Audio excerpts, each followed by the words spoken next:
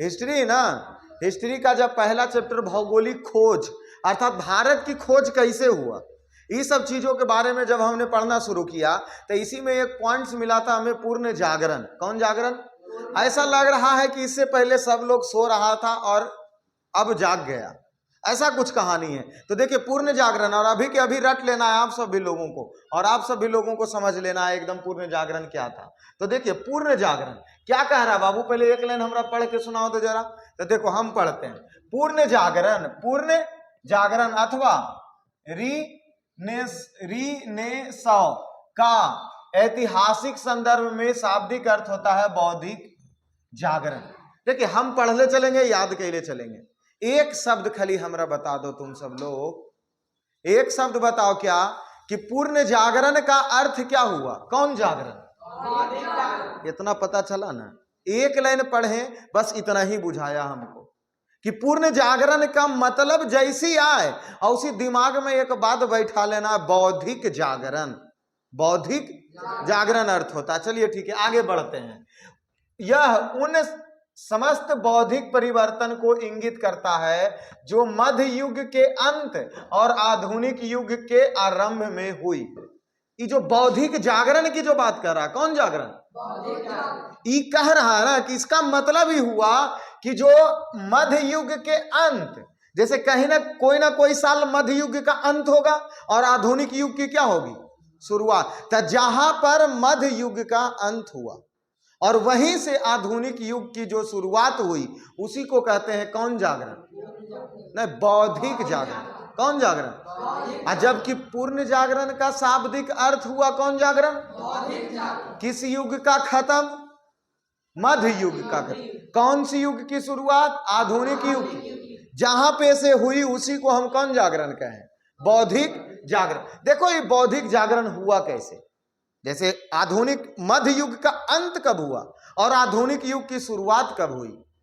कुछ तो ऐसा घटना घटा होगा, कुछ तो ऐसा क्या घटना होगा? घटा होगा। तो देखो घटा क्या बोला जाता? 15वीं शताब्दी। कैमी सदी बाबू? 15वीं शताब्दी। कौन शताब्दी? 15वीं। क्या इसका मतलब समझते हैं ना आप सब लोग? शताब्दी के मतलब भी तुम चल गए होते नीचे। तो 15वीं शताब्दी का मतलब क्या होता है? कई सौ ईस्वी? 1400 ईस्वी की, 1500 ईस्वी की, 1600 ईस्वी? 1400 ईस्वी। ये घटना कौन ईस्वी की है? 1400 ईस्वी। तो बोला जा रहा 15वीं शताब्दी में किसका पतन हुआ सर? कुस्तुनतुनिया के पतन माना जाता है। क्वेश्चन सुन लो, हम नहीं पूरा को जानते हैं। कुस्तुनतुनिया का पतन कब हुआ? मध्य युग की अंत कब हुआ? अर्थात 1453 में। आधुनिक युग की शुरुआत कब हुआ? अर्थात वही ना, बौद्धिक जागरण में ही ना। अब बौद्धिक जागरण हुआ कब? जब कुस्तुनतुनिया का पतन हुआ। और कुस्तुनतुनिया का पतन कब हुआ? 1453 ईस्वी में। इतना तो क्लियर हो गया। पूर्ण जागरण का मतलब कौन जागरण? बौद्धिक जागरण का अंत कौन युग से हुआ? मध्य युग से। शुरुआत कौन युग से हुआ? ये हुआ कब? तो पूर्ण जागरण के समय में। किसकी पतन में? कुस्तुनतुनिया का पतन कब हुआ?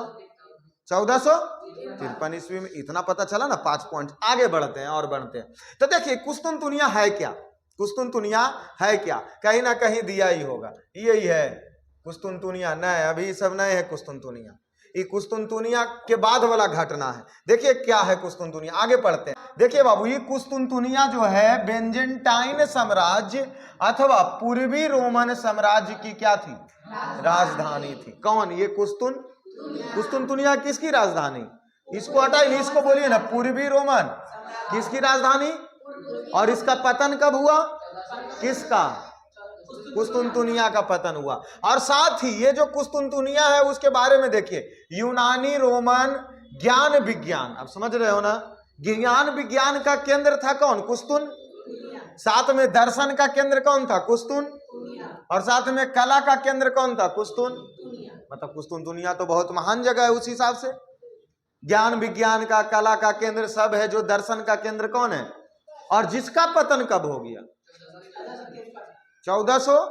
देखो पतन कैसे होता है, क्योंकि वो तो खुद मतलब बुलबुला नहीं ना है जो विलुप्त हो जाएगा। कुछ ना कुछ कारण बना। देखिए कारण क्या बना, देखिए उसके पतन होने का कारण क्या बना। देखिए 1453 ईस्वी में, कब बाबू? इस पर, किस पर? कुस्तुन तुनिया पर। कौन? तुर्की। उस्मान तुर्को ने क्या कर लिया? कौन तुर्को? उस्मानी तुर्को। उस्मानी किस पर अधिकार कर लिया? अब जब उस्मानी तुर्कों ने उस पर क्या कर लिया? जाहिर सी बात है कि वहां के ज्ञान विज्ञान के जितने भी समझदार लोग रहेंगे कुस्तुनतुनिया छोड़ के क्या होगा? भाग जाएगा। आइए यह देखिए, यही चीज हम दिखा रहे थे। यही देखिए, कुस्तुनतुनिया पर सबसे पहले झंडा नहीं दिले है, ये है ना दिले, क्या दिले है वो? इसको देखिए, इस पर क्या कह रहा कि सबसे पहले झंडा आके फहराया के। देखिए ना, कुस्तुनतुनिया पर सबसे पहले कौन झंडा? इस्लामी। जब इस्लामी झंडा में कौन शामिल होगा? इस्लामी झंडा में तुर्क वाले होंगे ना शामिल। इस्लामिक झंडा, जैसे इस पर देखिए, यहां दिखाई दे रहा ना, यह एगो है झंडा फहरेले। कुस्तुनतुनिया पर सबसे पहले फहराने वाला उस इस्माइल का नाम कौची था? उल बातली हसन। कौन हसन? उल बातली। किस पर? तुर्की। कौन तुर्की? उस्मानी तुर्की ने आकर के झंडा गड़ दिया। किस पर? कुस्तुन। बोला कि कुस्तुनतुनिया पर तो अब हमारा अधिकार हो जाएगा। किसका? जैसे देख लीजिए कैसे कैसे आके झंडा गड़ा। ये तो झंडा फहराने वाला ना इमेज है, यह देख लीजिए। इस पर देखिए आकर के अटैक कर रहा है। इस पर आकर के वो क्या किया? देखिए ना, अटैक किया है नहीं, एकदम घोड़ा वोड़ा पर सवार होकर के आल है, अटैक करे ले। कहाँ चल गया भाई? अच्छा ये है, आजा रे।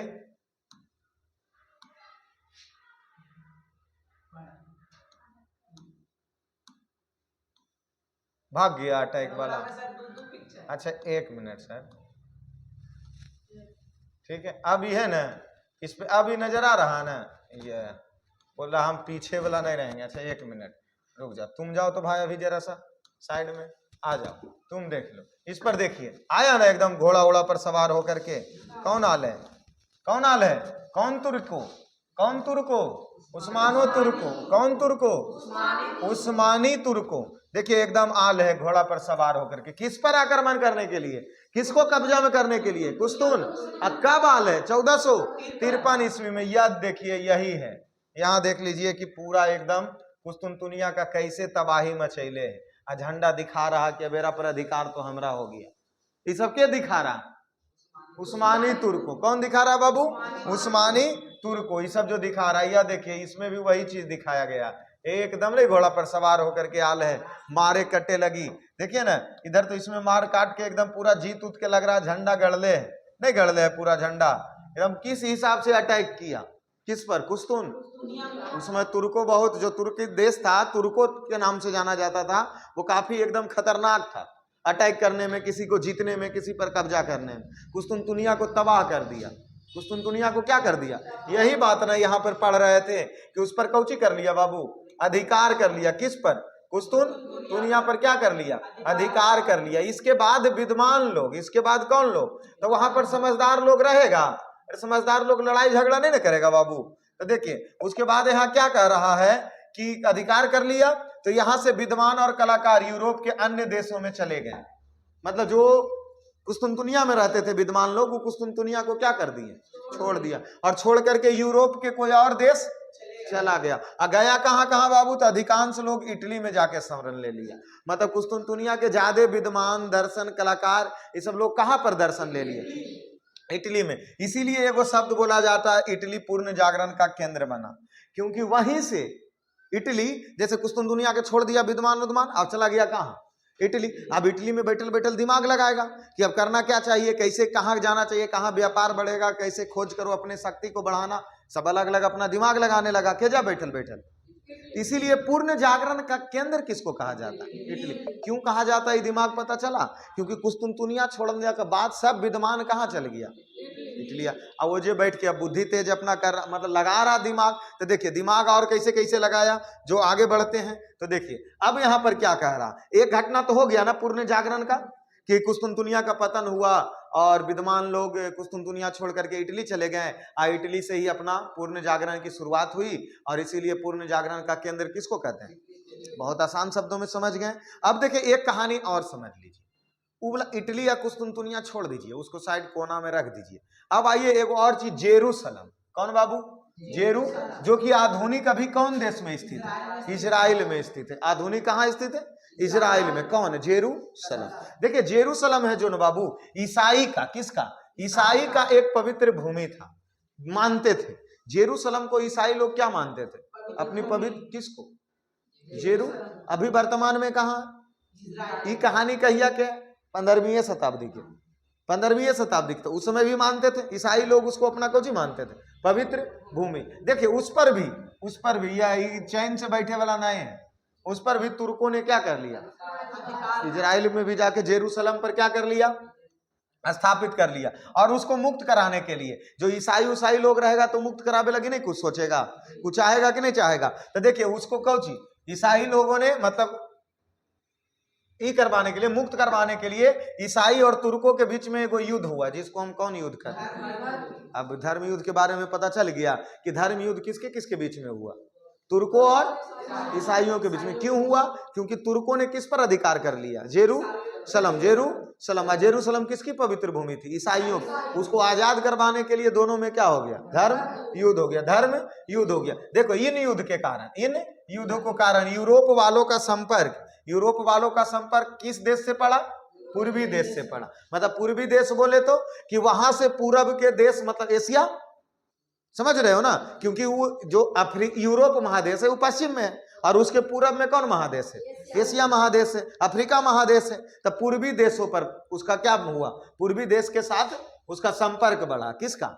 इजराइल वाले लोगों का, ईसाई धर्म वाले लोगों का। और ये देखिए यही है जेरूसलम। और यहाँ देखिए यहाँ चर्च कर रहे हैं कौन? ईसाई धर्म के सभी मानने वाले लोग। बोले कि छोड़ना नहीं है, किसको? तुर्कों को। हम बैठ के एकदम पूरा मनगढ़ंत कहानी कर रहा है ईसाई धर्म, प्लान बना रहा है कि अब कैसे इसको हराना है, कैसे नहीं। यही रहा जेरूसलम, जो ईसाई का प्रमुख क्या हो गया? केंद्र हो गया। ये सब जगह देख लीजिए, है ना, एकदम ईसाई धर्म का मस्जिद की तरह होता है। मतलब इसको चर्च कहते हैं, ईसाई का चर्च होता है ना, तो चर्च ये सब दिखाया जा रहा है। ये भी देख लीजिए, ये भी सीन है जो किसका है? वही जेरूसलम का ही है। ये भी जो है जेरूसलम का ही है। और इस पर अधिकार कर लिया जाके तुर्कों वाले ने। उसको आजाद कराने के लिए दोनों में एगो युद्ध हो गया, जिसको किस युद्ध के नाम से? और साथ में ईसाई लोगों का संबंध कौन देशों के साथ बढ़ा? पूर्वी देशों के साथ बढ़ा। दो कारण हुआ कि नहीं हुआ पूर्ण जागरण का? एगो हो गया किसका? कुस्तुनतुनिया वाला, दूसरा हो गया ईसाई वाला, धर्म युद्ध। दो कारण हुआ। और आगे बढ़ते हैं, और आगे बढ़ते हैं। देखिए यहाँ सामंतवाद। देखिए सामंतवाद किसको कहते हैं? जो बताएगा हमको उसको चॉकलेट देंगे। बोलो। सामंतवाद के बारे में हम पढ़ाए थे उस दिन, जिस दिन बोले कि आवाज मतलब रुक गया था बोलते बोलते। सामंतवाद कृषकों का था ना, जिसमें भूमि और कृषकों का संबंध इसमें था कि किसान लोग होते थे और उसका मालिक होता था, राजा होता था। और राजा के नीचे राजा रहता था कौची में? मेनर में, गढ़ी। राजा लोग कहाँ रहता था? मेनर, गढ़ी में रहता था। और राजा के नीचे कौन होता था? किसान और एगो सम्मी। कौन था? कम्मी।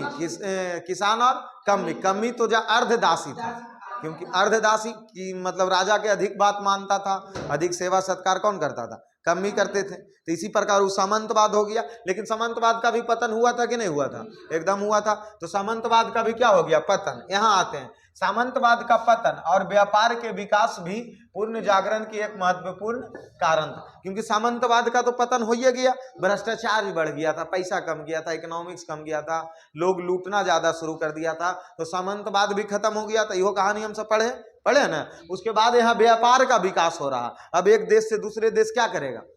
व्यापार करेगा। एक देश दूसरे देश से क्या करेगा? तो उसमें किसका वो भी योगदान है? किसमें? पूर्ण। आइए हम ये टॉपिक्स पढ़ रहे हैं पूर्ण जागरण न, ये तो पूर्ण जागरण आज का टॉपिक्स पढ़ रहे हैं। तो पूर्ण जागरण हुआ बाबू।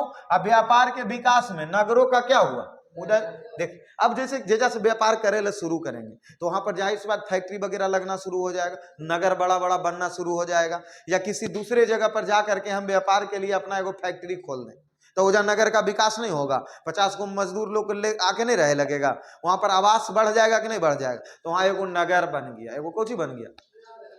तो अर्थात व्यापार से नगर का विकास हो गया। आगे बढ़ते हैं। और साथ में नगरों में व्यापारिक शिक्षा भी मिलेगा।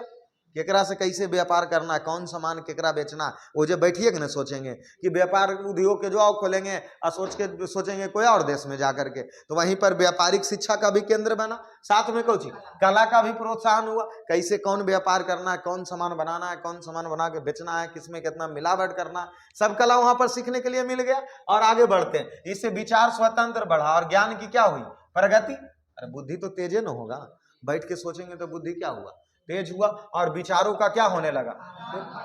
वो औरत दर्जाक बोल रहा, देख ना हम ऐसे सोचे हैं, ये व्यापार होना चाहिए, साइकिल के ऐसे नहीं ऐसे करके बना दो। विचार का क्या होने लगा, आदान और प्रदान, एक दूसरे से जो सोचता उसको बताता, वो व्यापार उससे किया। और यही देखिए यह व्यापार है दोस्ती, क्योंकि एक देश दूसरे देश वाले से संबंध होने बढ़ाना शुरू कर दिया। और यह देखिए बड़े बड़े एकदम फैक्ट्री में ऐसी जहाज में सामान एकदम लोड हो के व्यापार होने लग गया एक देश से दूसरे देश में। और इन्हें वो कौची है, यह देखिए सामंतवाद क्या है, तो इसके बारे में तो हम बोलबे ना किए, अभी समझाए ना कि सामंतवाद क्या है। तो यही सब राजा महाराजा भूमि ये सब, तो इसका भी विलुप्त हो जाता, पतन हो जाता, तबे ना पूर्ण जागरण की शुरुआत होगी। चलिए और अभी बचता है एक पॉइंट इसमें, देखिए पूर्ण जागरण के बारे में तो क्या दे रहे इसको, देखिए तो पूर्ण जागरण में ये कह रहा है क्या, पूर्ण जागरण है जो आधुनिक इतिहास की एक महत्वपूर्ण घटना।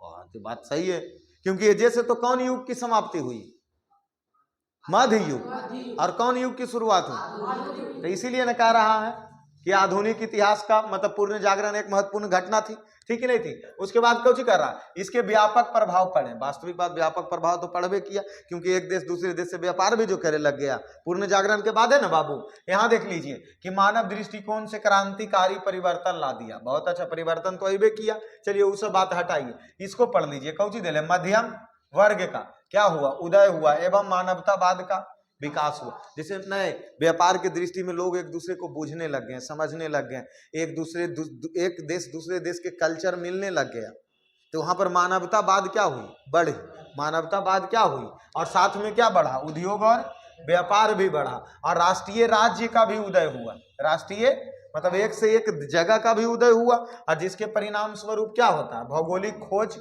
का प्रश्य मिला। मतलब ऐसा लगा कि देख फलानमा से व्यापार अगर ढेर करना है ना, तो कोई ऐसा जगह खोजो जो कोई जानता, हम अपन बनवल सामान ओजे जाके बेचेंगे।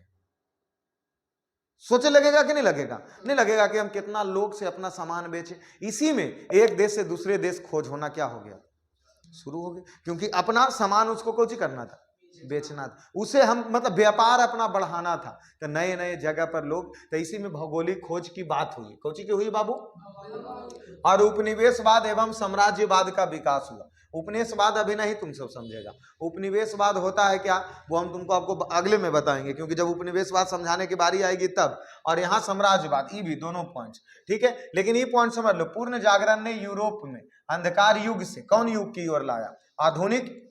ऐसा नहीं लगा, ये बात तो हम शुरू में न बोले कि पूर्ण जागरण में ही किस युग का अंत हुआ और किस युग की शुरुआत हुई। तब मध्य युग को ही अंधकार युग भी कहते हैं, मध्य युग को ही कौन युग, अंधकार युग की क्या हुई, समाप्ति हुई, और आधुनिक युग की क्या हुई, कौन घटना से, पूर्ण जागरण के काल से। क्या पूर्ण जागरण कंप्लीट है, आप सब लोगों को भी कंप्लीट है। चलिए तो इसमें इतना ही। अच्छा इधर ही सब छोड़ दिए, इतना उतना करते उरते, देखिए ना यह इन्हें भौगोलिक खोज पर निकला, उ महादेश से ई महादेश समुद्र के माँ है, व्यापार बढ़ाने के लिए। एक चीज हो गया, यह देखिए ये बोल रहा ना भाई साहब, देख देख देख दिखाई दिया कोई जगह, चल चल चल हो जाए, सबसे पहले हम सब चलेंगे और वजह से व्यापार अपना कुछ करेंगे, संबंध बढ़ाएंगे। यह देखिए यहाँ से ये एरा से जुट गया, ये एरा से जुट गया, एरा से जुट गया, ये अन्य गया, ये अन्य गया, वो अन्य आया, वो अन्य गया, मतलब सब जगह एक दूसरे से जुड़ना कौची करे लगे, व्यापार करे लगे, कौची करने के लिए, क्योंकि व्यापार करने के। यह देखिए इसी आता था उस समय लोग, जहाज पानी वाला जो उसमें है ना, बड़ा बड़ा लगभग है, काहे लगी कि हवा ढक लेगा, हम आगे जनरेटर फिटर से आगे नहीं बढ़ेंगे, ये वायु से बढ़ेंगे, ठीक है ना। ऐसे था नाव वगैरह रहता था, देख रहे हो ना। कल चल इधर देख लो, इसमें जूम करके बताया गया है ना, एकदम देख रहा, झंडा उंडा लगा करके इसको दिया गया कि हवा उसको ढक लेगा, नाव आगे बढ़ेगा महासागरों में। इस प्रकार पूर्ण जागरण का हुआ, भौगोलिक खोज की शुरुआत हुई।